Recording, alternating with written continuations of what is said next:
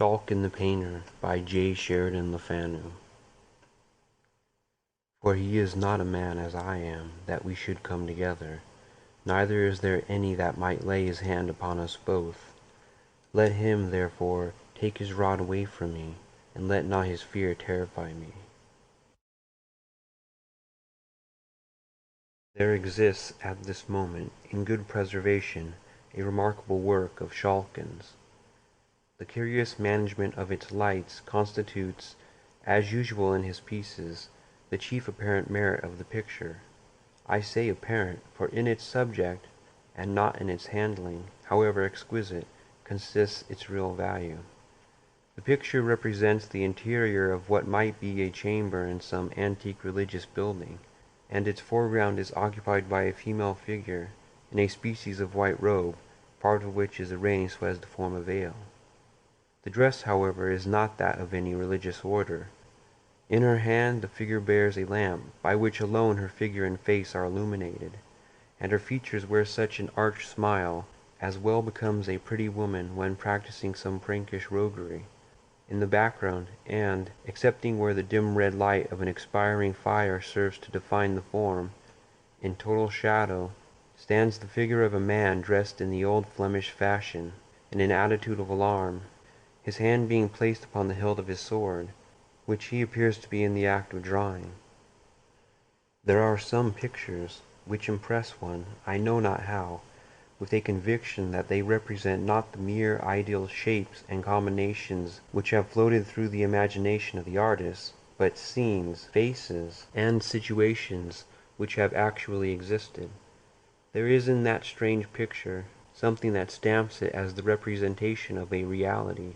And such in truth it is, for it faithfully records a remarkable and mysterious occurrence, and perpetuates in the face of the female figure, which occupies the most prominent place in the design, an accurate portrait of Rose Velderkaust, the niece of Gerard Dow, the first and, I believe, the only love of Godfrey Schalken. My great-grandfather knew the painter well, and from Schalken himself he learned the fearful story of the painting, and from him too he ultimately received the picture itself as a bequest. The story and the picture have become heirlooms in my family, and having described the latter, I shall, if you please, attempt to relate the tradition which has descended with the canvas. There are few forms on which the mantle of romance hangs more ungracefully than upon that of the uncouth Schalken. The boorish but most cunning worker in oils, whose pieces delight the critics of our day almost as much as his manners disgusted the refined of his own. And yet this man, so rude, so dogged, so slovenly, in the midst of his celebrity, had in his obscure but happier days played the hero in a wild romance of mystery and passion. When Schalken studied under the immortal Gerard Dow, he was a very young man, and in spite of his phlegmatic temperament, he at once fell over head and ears in love with the beautiful niece of his wealthy master. Rose Velderkaust was still younger than he, having not yet attained her 17th year, and, if tradition speaks truth, possessed all the soft and dimpling charms of the fair, light-haired Flemish maidens. The young painter loved honestly and fervently. His frank adoration was rewarded. He declared his love, and extracted a faltering confession in return. He was the happiest and proudest painter in all Christendom. But there was somewhat to dash his elation. He was poor and undistinguished. He dared not ask old Gerard for the hand of his sweet ward. He must first win a reputation and a competence. There were, therefore, many dread uncertainties and cold days before him. He had to fight his way against sore odds. But he had won the heart of dear Rose Velderkaust, and that was half the battle. It is needless to say his exertions were redoubled, and his lasting celebrity proves that his industry was not unrewarded by success. These ardent labors, and worse still, the hopes that elevated and beguiled them, were, however, destined to experience a sudden interruption, of a character so strange and mysterious as to baffle all inquiry, and to throw over the events themselves a shadow of preternatural horror. Schalken had one evening outstayed all his fellow pupils, and still pursued his work in the deserted room. As the daylight was fast falling, he laid aside his colors, and applied himself to the completion of a sketch on which he had expressed extraordinary pains. It was a religious composition, and represented the temptations of a pot-bellied Saint Anthony. The young artist, however destitute of elevation, had, nevertheless, discernment enough to be dissatisfied with his own work, and many were the patient erasures and improvements which saint and devil underwent, yet all in vain. The large, old-fashioned room was silent, and, with the exception of himself, quite emptied of its usual inmates. An hour had thus passed away, nearly 2, without any improved result. Daylight had already declined, and twilight was deepening into the darkness of night. The patience of the young painter was exhausted, and he stood before his unfinished production, angry and mortified, one hand buried in the folds of his long hair, and the other holding the piece of charcoal which had so ill performed its office, and which he now rubbed, without much regard to the sable streaks it produced, with irritable pressure upon his ample Flemish inexpressibles. "Curse the subject," said the young man aloud. "Curse the picture, the devils, the saint." At this moment a short, sudden sniff, uttered close behind him, made the artist turn sharply round, and he now, for the first time, became aware that his labors had been overlooked by a stranger. Within about 1.5 yards, and rather behind him, there stood the figure of an elderly man in a cloak and broad-brimmed conical hat. In his hand, which was protected with a heavy gauntlet-shaped glove, he carried a long ebony walking-stick, surmounted with what appeared, as it glittered dimly in the twilight, to be a massive head of gold, and upon his breast, through the folds of the cloak, there shone the links of a rich chain of the same metal.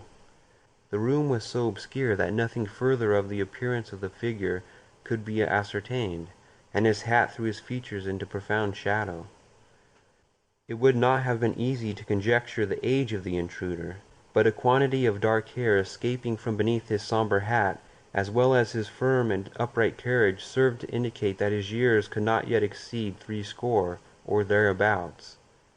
There was an air of gravity and importance about the garb of the person, and something indescribably odd, I might say awful, in the perfect, stone-like stillness of the figure, that effectually checked the testy comment which had at once risen to the lips of the irritated artist. He therefore, as soon as he had sufficiently recovered his surprise, asked the stranger civilly to be seated, and desired to know if he had any message to leave for his master.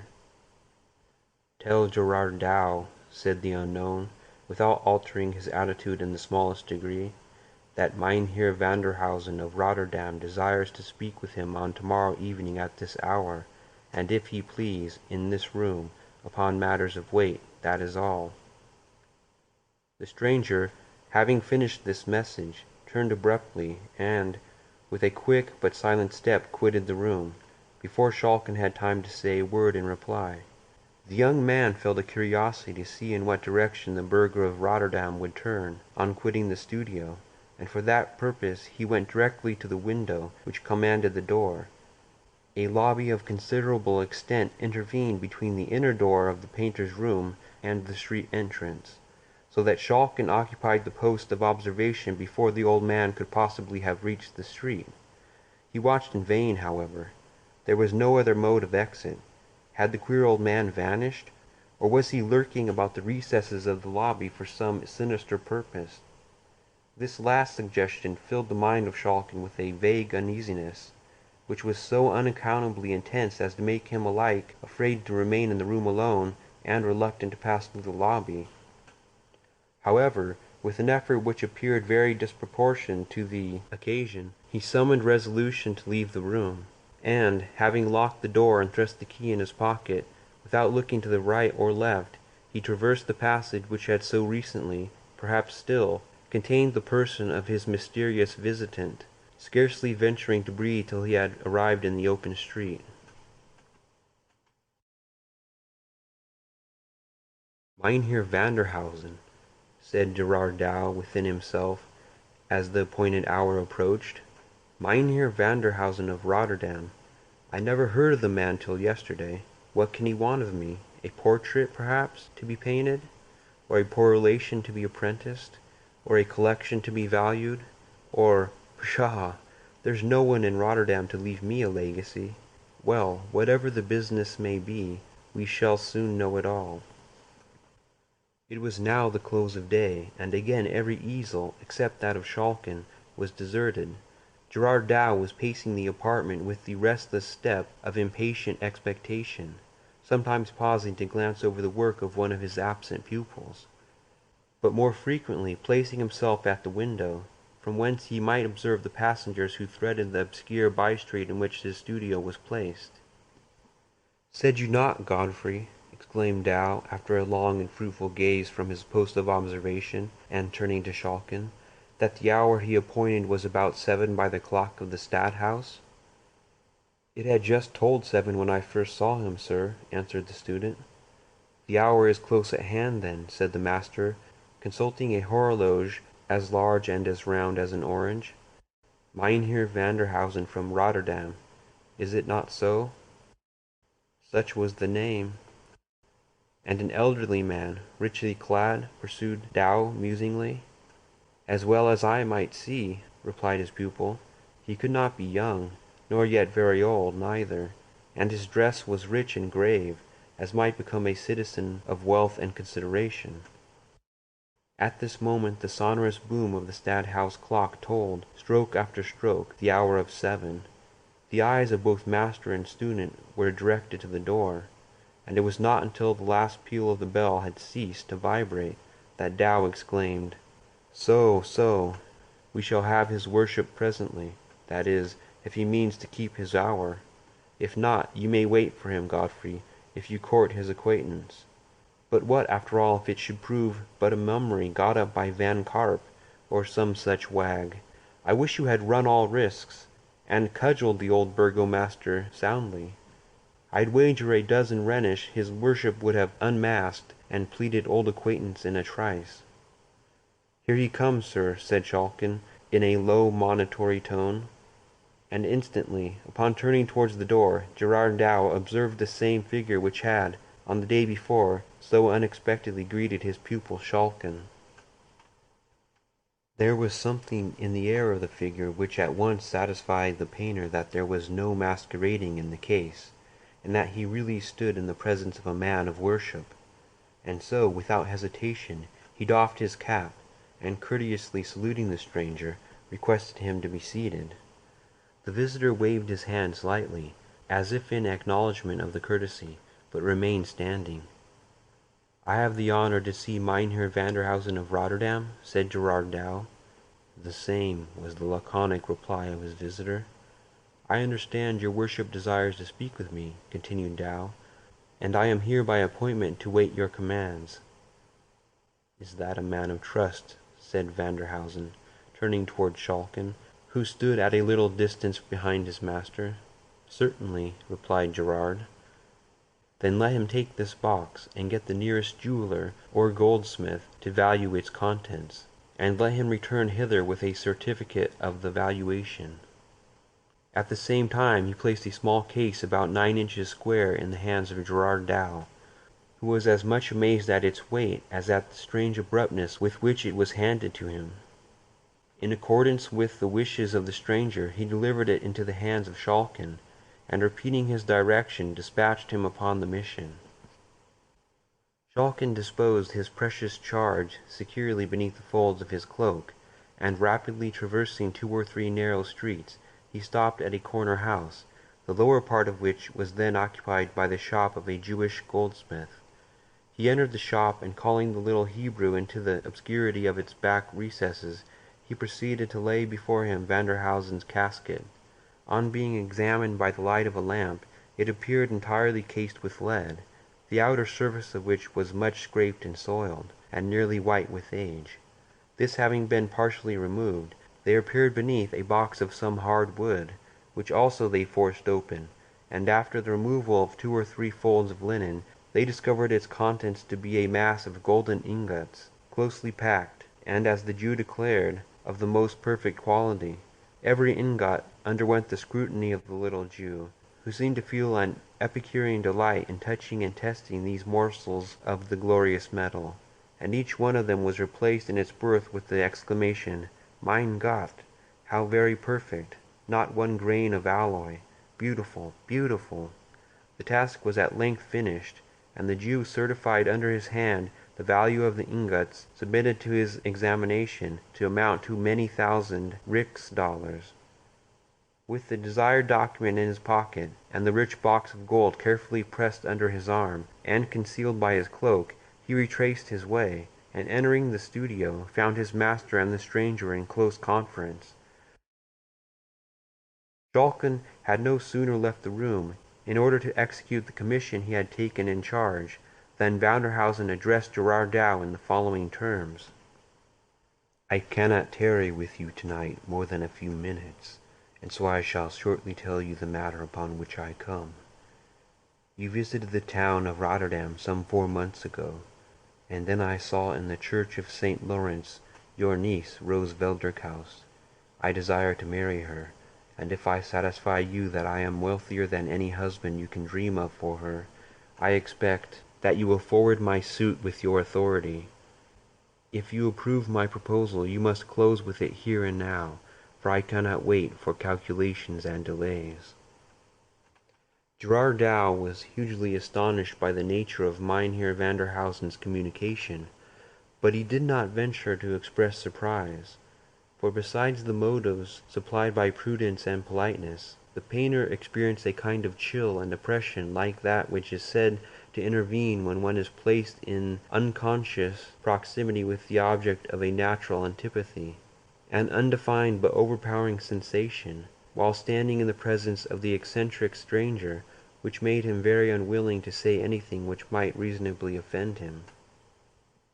"I have no doubt," said Gerard, after 2 or 3 prefatory hems, "that the alliance which you propose would prove alike advantageous and honorable to my niece, but you must be aware that she has a will of her own, and may not acquiesce in what we may design for her advantage."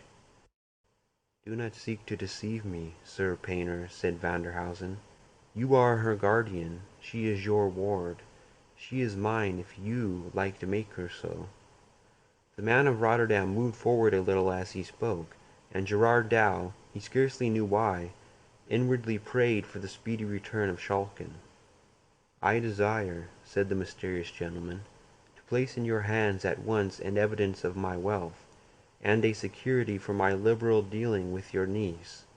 The lad will return in a minute or two with a sum in value 5 times the fortune which she has a right to expect from her husband. This shall lie in your hands, together with her dowry, and you may apply the united sum as suits her interest best. It shall be all exclusively hers while she lives. Is that liberal?" Dow assented, and inwardly acknowledged that fortune had been extraordinarily kind to his niece. The stranger, he thought, must be both wealthy and generous, and such an offer was not to be despised, though made by a humorist, and one of no very prepossessing presence. Rose had not very high pretensions, for she had but a modest dowry, which she owed entirely to the generosity of her uncle. Neither had she had any right to raise exceptions on the score of birth, for her own origin was far from splendid, and as the other objections, Gerard resolved, and indeed, by the usages of the time, was warranted in resolving, not to listen to them for a moment. "Sir," said he, addressing the stranger, "your offer is liberal, and whatever hesitation I may feel in closing with it immediately, arises solely from my not having the honor of knowing anything of your family or station. Upon these points you can, of course, satisfy me without difficulty."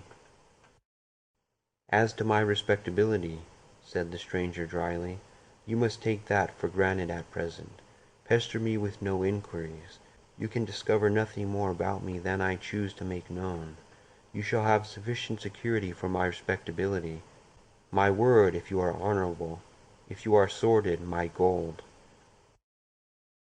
A testy old gentleman, thought Dow. He must have his own way, but, all things considered, I am not justified to declining his offer. I will not pledge myself unnecessarily, however. "You will not pledge yourself unnecessarily," said Vanderhausen, strangely uttering the very words which had just floated through the mind of his companion. "But you will do so if it is necessary, I presume, and I will show you that I consider it indispensable. If the gold I mean to leave in your hands satisfy you, and if you don't wish my proposal to be at once withdrawn, you must, before I leave this room, write your name to this engagement." Having thus spoken, he placed a paper in the hands of the master, the contents of which expressed an engagement entered into by Gerard Dow, to give to Wilken Vanderhausen of Rotterdam in marriage Rose Velderkaust, and so forth, within 1 week of the date thereof. While the painter was employed in reading this covenant, by the light of a twinkling oil lamp in the far wall of the room, Schalken, as we have stated, entered the studio, and having delivered the box and the valuation of the Jew into the hands of the stranger, he was about to retire, when Vanderhausen called to him to wait, and, presenting the case and the certificate to Gerard Dow, he paused in silence until he had satisfied himself, by an inspection of both, respecting the value of the pledge left in his hands. At length he said, "Are you content?" The painter said he would fain have another day to consider. "Not an hour," said the suitor apathetically. "Well then," said Dow, with a sore effort, "I am content. It is a bargain." "Then sign at once," said Vanderhausen, "for I am weary." At the same time he produced a small case of writing materials, and Gerard signed the important document. "Let this youth witness the covenant," said the old man, and Godfrey Schalken unconsciously attested the instrument which forever bereft him of his dear Rose Velderkaust. The compact being thus completed, the strange visitor folded up the paper and stowed it safely in an inner pocket. "I will visit you tomorrow night at 9 o'clock at your own house, Gerard Dow, and will see the object of our contract." And so saying, Wilken Vanderhausen moved stiffly but rapidly out of the room. Schalken, eager to resolve his doubts, had placed himself by the window, in order to watch the street entrance, but the experiment served only to support his suspicions, for the old man did not issue from the door. This was very strange, odd, nay, fearful. He and his master returned together, and talked but little on the way, for each had his own subjects of reflection, of anxiety, and of hope. Schalken, however, did not know the ruin which menaced his dearest projects.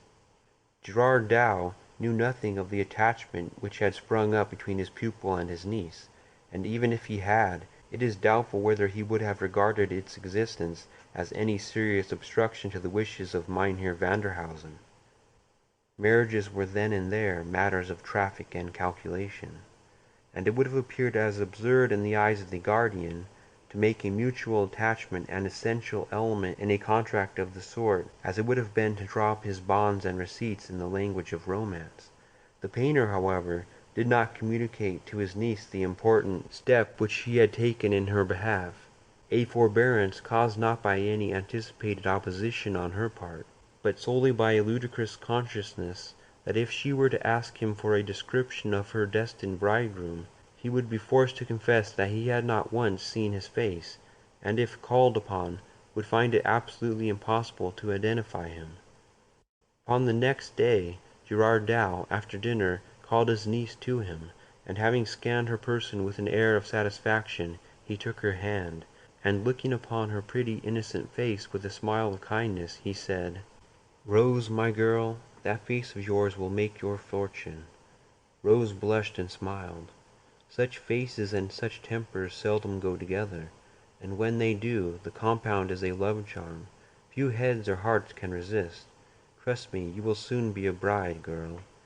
But this is trifling, and I am pressed for time, so make ready the large room by 8 o'clock tonight, and give directions for supper at 9.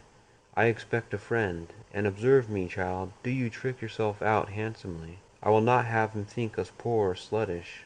With these words he left her, and took his way to the room in which his pupils worked.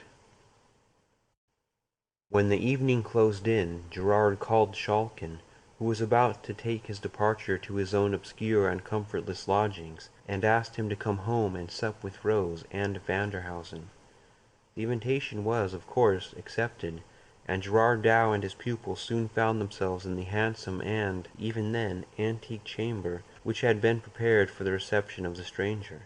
A cheerful wood fire blazed in the hearth, a little at one side of which an old-fashioned table, which shone in the firelight like burnished gold, was awaiting the supper, for which preparations were going forward, and ranged with exact regularity stood the tall-backed chairs, whose ungracefulness was more than compensated by their comfort. The little party, consisting of Rose, her uncle, and the artist, awaited the arrival of the expected visitor with considerable impatience. 9 o'clock at length came, and with it a summons at the street door, which being speedily answered, was followed by a slow and emphatic tread upon the staircase. The steps moved heavily across the lobby. The door of the room in which the party we have described were assembled slowly opened, and there entered a figure which startled, almost appalled, the phlegmatic Dutchman, and nearly made Rose scream with terror. It was the form, and arrayed in the garb of Mynheer Vanderhausen. The air, the gait, the height were the same, but the features had never been seen by any of the party before. The stranger stopped at the door of the room, and displayed his form and face completely. He wore a dark-colored cloth cloak, which was short and full, not falling quite to his knees. His legs were cased in dark purple silk stockings, and his shoes were adorned with roses of the same color. The opening of the cloak in front showed the undersuit to consist of some very dark, perhaps sable material, and his hands were enclosed in a pair of heavy leather gloves, which ran up considerably above the wrist, in the manner of a gauntlet. In one hand he carried his walking-stick and his hat, which he had removed, and the other hung heavily by his side. A quantity of grizzled hair descended in long tresses from his head, and rested upon the plaits of a stiff ruff, which effectually concealed his neck. So far all was well, but the face, all the flesh of the face was colored with the bluish leaden hue, which is sometimes produced by metallic medicines, administered in excessive quantities. The eyes showed an undue proportion of muddy white, and had a certain indefinable character of insanity. The hue of the lips, bearing the usual relation to that of the face, was, consequently, nearly black, and the entire character of the face was sensual, malignant, and even satanic. It was remarkable that the worshipful stranger suffered as little as possible of his flesh to appear, and that during his visit he did not once remove his gloves. Having stood for some moments at the door, Gerard Dow at length found breath and collectedness to bid him welcome, and with a mute inclination of the head, the stranger stepped forward into the room. There was something indescribably odd, even horrible, about all his motions, something undefinable, that was unnatural, unhuman. It was as if the limbs were guided and directed by a spirit unused to the management of bodily machinery. The stranger spoke hardly at all during his visit, which did not exceed half an hour, and the host himself could scarcely muster courage enough to utter the few necessary salutations and courtesies. And, indeed, such was the nervous terror which the presence of Vanderhausen inspired, that very little would have made all his entertainers fly in downright panic from the room. They had not so far lost all self-possession, however, as to fail to observe two strange peculiarities of their visitor. During his stay his eyelids did not once close, or, indeed, move in the slightest degree, and farther, there was a death-like stillness in his whole person, owing to the absence of the heaving motion of the chest, caused by the process of respiration. These two peculiarities, though when told they may appear trifling, produced a very striking and unpleasant effect, when seen and observed. Vanderhausen at length relieved the painter of Leyden of his inauspicious presence, and with no trifling sense of relief the little party heard the street door close after him. "Dear uncle," said Rose, "what a frightful man!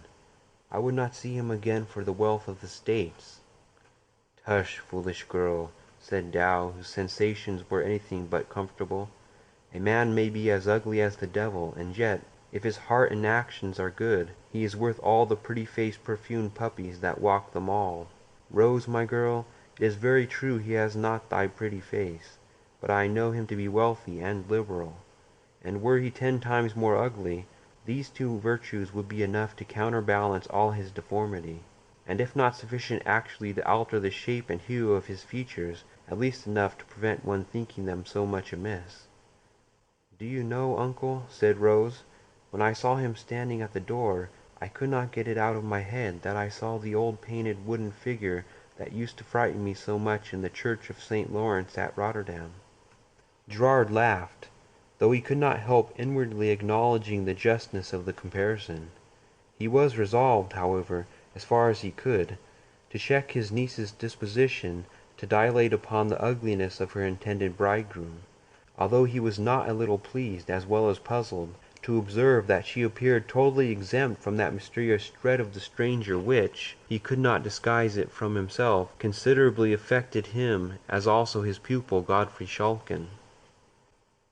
Early on the next day there arrived, from various quarters of the town, rich presents of silks, velvets, jewellery, and so forth, for Rose, and also a packet directed to Gerard Dow, which on being opened was found to contain a contract of marriage, formally drawn up, between Wilken Vanderhausen of the Boom Quay in Rotterdam and Rose Velderkaust of Leyden, niece to Gerard Dow, master in the art of painting, also of this same city, and containing engagements on the part of Vanderhausen to make settlements upon his bride, far more splendid than he had before led her guardian to believe likely, and which were to be secured to her use in the most unexceptionable manner possible, the money being placed in the hand of Gerard Dow himself. I have no sentimental scenes to describe, no cruelty of guardians, no magnanimity of wards, no agonies or transport of lovers. The record I have to make is one of sordidness, levity, and heartlessness. In less than a week after the first interview which we have just described, the contract of marriage was fulfilled, and Schalken saw the prize which he would have risked existence to secure, carried off in solemn pomp by his repulsive rival. For 2 or 3 days he absented himself from the school. He then returned and worked, if with less cheerfulness, with far more dogged resolution than before. The stimulus of love had given place to that of ambition. Months passed away, and, contrary to his expectation, and, indeed, to the direct promise of the parties, Gerard Dow heard nothing of his niece or her worshipful spouse. The interest of the money, which was to have been demanded in quarterly sums, lay unclaimed in his hands. He began to grow extremely uneasy. Mynheer Vanderhausen's direction in Rotterdam he was fully possessed of. After some irresolution he finally determined to journey thither, a trifling undertaking, and easily accomplished, and thus to satisfy himself of the safety and comfort of his ward, for whom he entertained an honest and strong affection. His search was in vain, however. No one in Rotterdam had ever heard of Mynheer Vanderhausen. Gerard Dow left not a house in the Boom Quay untried, but all in vain. No one could give him any information whatever regarding the object of his inquiry, and he was obliged to return to Leyden nothing wiser, and far more anxious than when he had left it. On his arrival he hastened to the establishment from which Vanderhausen had hired the lumbering, though, considering the times, most luxurious vehicle which the bridal party had employed to convey them to Rotterdam. From the driver of this machine he learned that, having proceeded by slow stages, they had late in the evening approached Rotterdam, but that before they entered the city, and while yet nearly a mile from it, a small party of men, soberly clad, and after the old fashion, with peaked beards and mustaches, standing in the center of the road, obstructed the further progress of the carriage. The driver reined in his horses, much fearing, from the obscurity of the hour and the loneliness of the road, that some mischief was intended. His fears were, however, somewhat allayed by his observing that these strange men carried a large litter of an antique shape, and which they immediately set down upon the pavement, whereupon the bridegroom, having opened the coach door from within, descended, and having assisted his bride to do likewise, led her, weeping bitterly, and wringing her hands, to the litter, which they both entered. It was then raised by the men who surrounded it, and speedily carried towards the city, and before it had proceeded very far the darkness concealed it from the view of the Dutch coachman. In the inside of the vehicle he found a purse, whose contents more than thrice paid the hire of the carriage and man. He saw and could tell nothing more of Mynheer Vanderhausen and his beautiful lady. This mystery was a source of profound anxiety and even grief to Gerard Dow. There was evidently fraud in the dealing of Vanderhausen with him, though for what purpose committed he could not imagine. He greatly doubted how far it was possible for a man possessing such a countenance to be anything but a villain, and every day that passed without his hearing from or of his niece, instead of inducing him to forget his fears, on the contrary, tended more and more to aggravate them. The loss of her cheerful society tended also to depress his spirits, and in order to dispel the gloom which often crept upon his mind after his daily occupations were over, he was wont frequently to ask Schalken to accompany him home and share his otherwise solitary supper.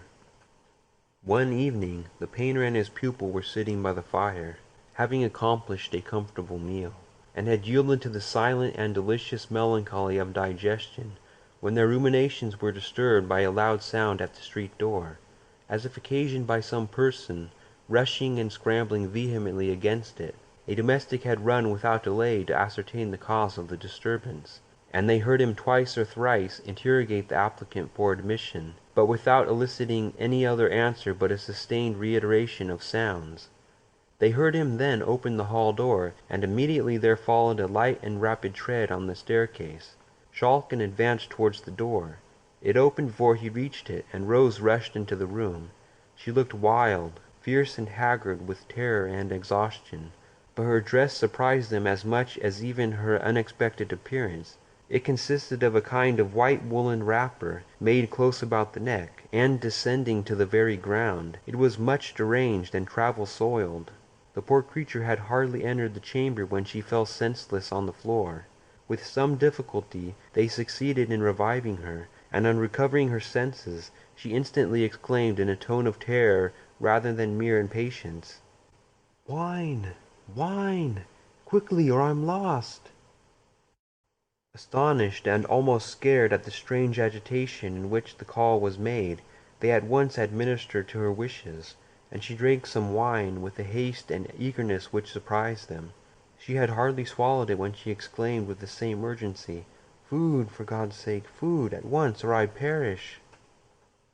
A considerable fragment of a roast joint was upon the table, and Schalken immediately began to cut some.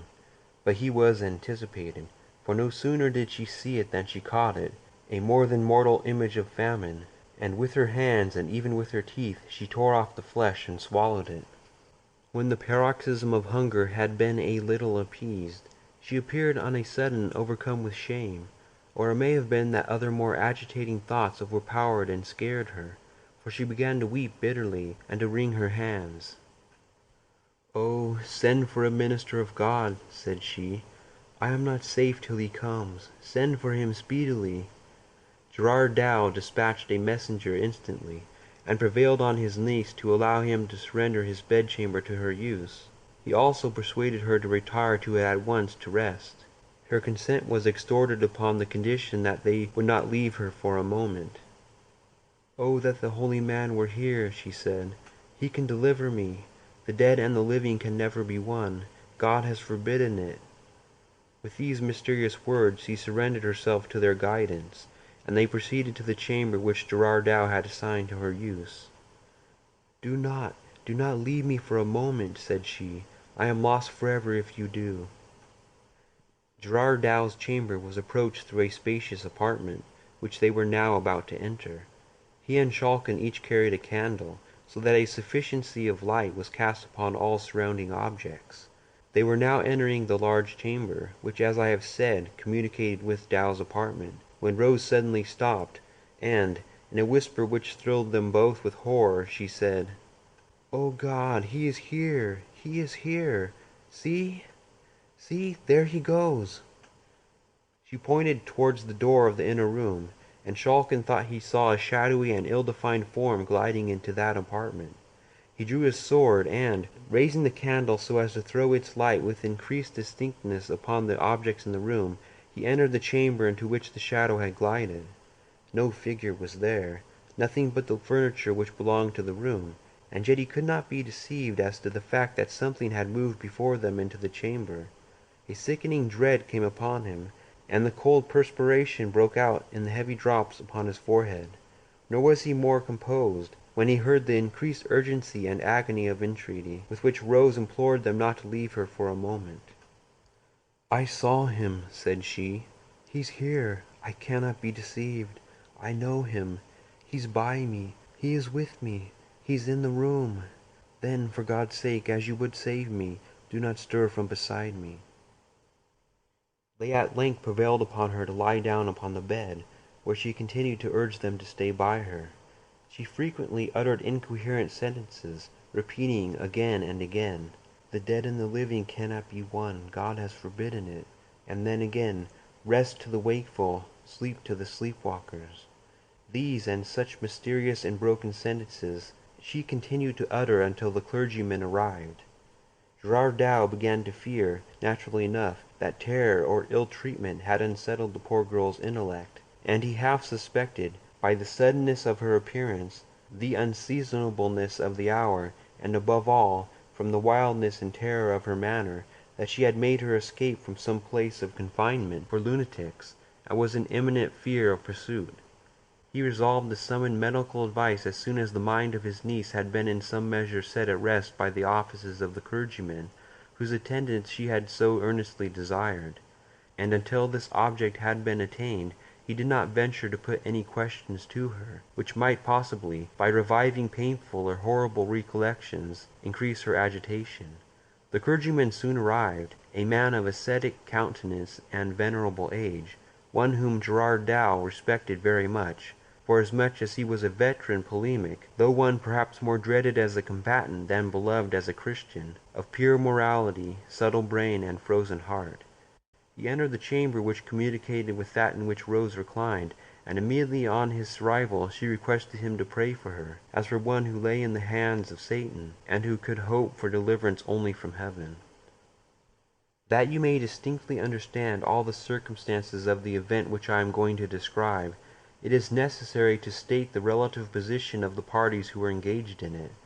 The old clergyman and Schalken were in the anteroom of which I have already spoken. Rose lay in the inner chamber, the door of which was open, and by the side of the bed, at her urgent desire, stood her guardian. A candle burned in the bedchamber, and 3 were lighted in the outer apartment. The old man cleared his voice as if about to commence, but before he had time to begin, a sudden gust of air blew out the candle which served to illuminate the room in which the poor girl lay, and she, with hurried alarm, exclaimed, "Godfrey, bring in another candle, the darkness is unsafe." Gerard Dow, forgetting for the moment her repeated injunctions, in the immediate impulse, stepped from the bedchamber into the other, in order to supply what she desired. "Oh God, do not go, dear uncle!" shrieked the unhappy girl, and at the same time she sprung from the bed, and darted after him, in order, by her grasp, to detain him. But the warning came too late, for scarcely had he passed the threshold, and hardly had his niece had time to utter the startling exclamation, when the door which divided the 2 rooms closed violently after him, as if swung by a strong blast of wind. Schalken and he both rushed to the door, but their united and desperate efforts could not avail so much as to shake it. Shriek after shriek burst from the inner chamber, with all the piercing loudness of despairing terror.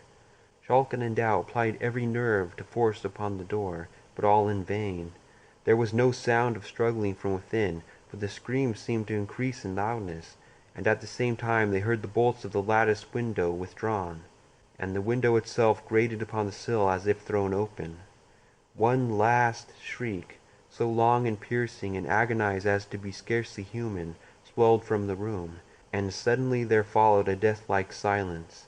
A light step was heard crossing the floor, as if from the bed to the window, and almost at the same instant the door gave way, and, yielding to the pressure of the external applicants, nearly precipitated them into the room.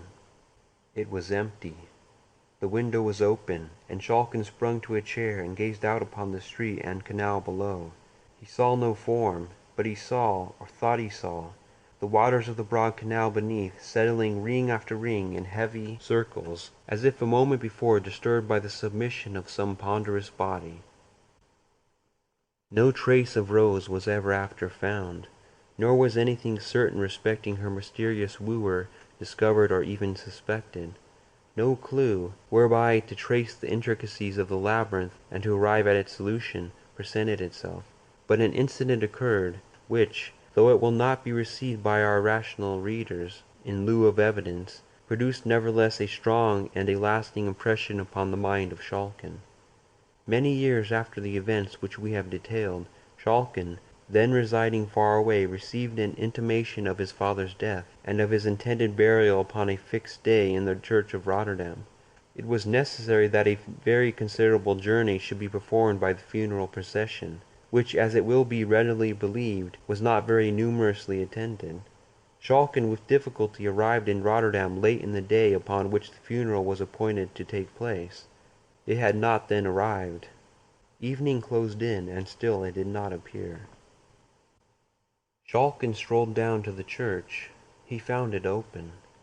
Notice of the arrival of the funeral had been given, and the vault in which the body was to be laid had been opened. The sexton, on seeing a well-dressed gentleman, whose object was to attend the expected obsequies, pacing the aisle of the church, hospitably invited him to share with him the comforts of a blazing fire, which, as was his custom in winter-time upon such occasions, he had kindled in the hearth of a chamber in which he was accustomed to await the arrival of such grisly guests, and which communicated, by a flight of steps, with the vault below. In this chamber Schalken and his entertainer seated themselves, and the sexton, after some fruitless attempts to engage his guest in conversation, was obliged to apply himself to his tobacco pipe and can, to solace his solitude. In spite of his grief and cares, the fatigues of a rapid journey of nearly 40 hours gradually overcame the mind and body of Godfrey Schalken, and he sank into a deep sleep, from which he awakened by someone's shaking him gently by the shoulder. He first thought that the old sexton had called him, but he was no longer in the room. He roused himself, and as soon as he could clearly see what was around him, he perceived a female form, clothed in a kind of light robe of white, part of which was so disposed as to form a veil, and in her hand she carried a lamp. She was moving rather away from him, in the direction of the flight of steps which conducted towards the vaults. Schalken felt a vague alarm at the sight of this figure, and at the same time an irresistible impulse to follow its guidance. He followed it towards the vaults, but when it reached the head of the stairs he paused. The figure paused also, and, turning gently round, displayed, by the light of the lamp it carried, the face and features of his first love, Rose Velderkaust. There was nothing horrible, or even sad, in the countenance. On the contrary, it wore the same arch smile which used to enchant the artist long before in his happy days. A feeling of awe and interest, too intense to be resisted, prompted him to follow the spectre, if spectre it were. She descended the stairs. He followed, and turning to the left, through a narrow passage, she led him, to his infinite surprise, into what appeared to be an old-fashioned Dutch apartment, such as the pictures of Gerard Dow have served to immortalize. Abundance of costly antique furniture was disposed about the room, and in one corner stood a four-post bed, with heavy black cloth curtains around it. The figure frequently turned towards him with the same arch smile, and when she came to the side of the bed she drew the curtains, and, by the light of the lamp, which she held towards its contents, she disclosed to the horror-stricken painter, sitting bolt upright in the bed, the livid and demoniac form of Vanderhausen. Schalken had hardly seen him, when he fell senseless upon the floor, where he lay until discovered on the next morning, by persons employed in closing the passages into the vaults. He was lying in a cell of considerable size, which had not been disturbed for a long time, and he had fallen beside a large coffin, which was supported upon small pillars, a security against the attacks of vermin. To his dying day Schalken was satisfied of the reality of the vision which he had witnessed, and he has left behind him a curious evidence of the impression which it wrought upon his fancy, in a painting executed shortly after the event I have narrated, and which is valuable as exhibiting not only the peculiarities which have made Schalken's pictures sought after, but even more so as presenting a portrait of his early love, Rose Velderkaust, whose mysterious fate must always remain matter of speculation. End of Schalken the Painter by J. Sheridan Le Fanu.